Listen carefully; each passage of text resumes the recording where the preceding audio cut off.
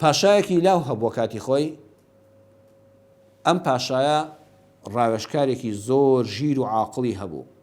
پاشا دوای باوکی هاتووە سەر حکم تازە لاو بوو، ئەو ڕاوێژکار بوو، ویستی دەرسێکی عملی داتێ، وتی جەناوی پاشای لاو چ کانزایەک زۆر گران بەهایە، وتی جەناوی ڕاوێژکار هەر گومانی تێدانێ، پرسیارێکە لە مناڵێکی شکی لێزانێ زێڕ، وتی تەواو، بەڵام بەڕووکەشی زێڕ مەخەڵەتێ کوڕی خۆم، پاشای لاو بەڕووکەش مەخەڵەتێ.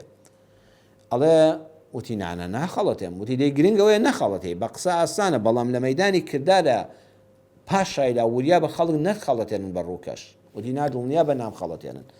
ئەم ڕاوێژکارە زیرەکە دوو پەیکەری بچکۆلەی هێنا، یەکیان لە زێڕی پاک و پوخت، یەکیان لە قوڕ بەڵام سواغ درابوو بە زێڕ. وتی پاشای لاو ئەم دوانە چ جیاوازیەکیان هەیە؟ پاشا هەر چەندی کرد ئەم لا ئەولا بەدەستی ڕاوێژکارەوە بوو، نەیدایە دەستخۆی، وتی سەیریان کە ئەم دوانە چ جیاوازیەکیان هەیە؟ وتی وەڵڵا دەستی ئەو وەستایە خۆش بێ کە نەخشاندوێتی ئەو هونەرمەندە هیچ جیاوازیەکیان نییە. وتی هیچ جیاوازیان نییە، وتی نەخێر، وتی هەردووکیان زێڕن، وتی بەڵێ.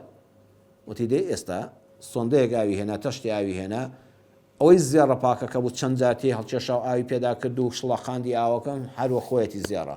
ئەوەی تریکە لە قوڕ دروست کرابوو بە زێڕ کەفت کرابوو، ڕووکەش کرابوو بە زێڕ، کە سێ چوار جار لە ئاوەکەی شڵەقاندی و هێنا و بردی تلیسایەوە، ئەتر پانگ بووەوە.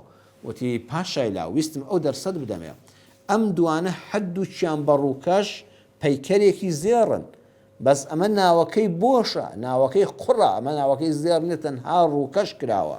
بۆیە ئاگال لە خۆ بێ، پاشان نەتخەڵەتێنن بە ڕووکەش.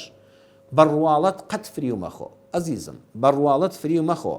خەڵکی ئەمڕۆوەک و ڕۆمانەکانی ئەمڕۆوان، ئەمڕۆ کتێبمان هەیە، کتێبی لە ڕووی کتێب الحەمدوللا کتێبخانە زۆر پڕن، کتێبی وا هەیە بەرگی جوانە، پەڕەکانی ناوەی دەیکەوە ساف و شاموایە، چاپی دوو ڕەنگ و سێ ڕەنگە، خەتی کۆمپیوتەری زۆر خۆشە، بەڵام کە دەیخوێنێەوە بڕاتان هەبێ ڕۆمانێکی ئەوەندە دەخوێنێەوە هەرچی تام و چێژ بێنێتی، ناوەڕۆکەکەی بەتاڵە.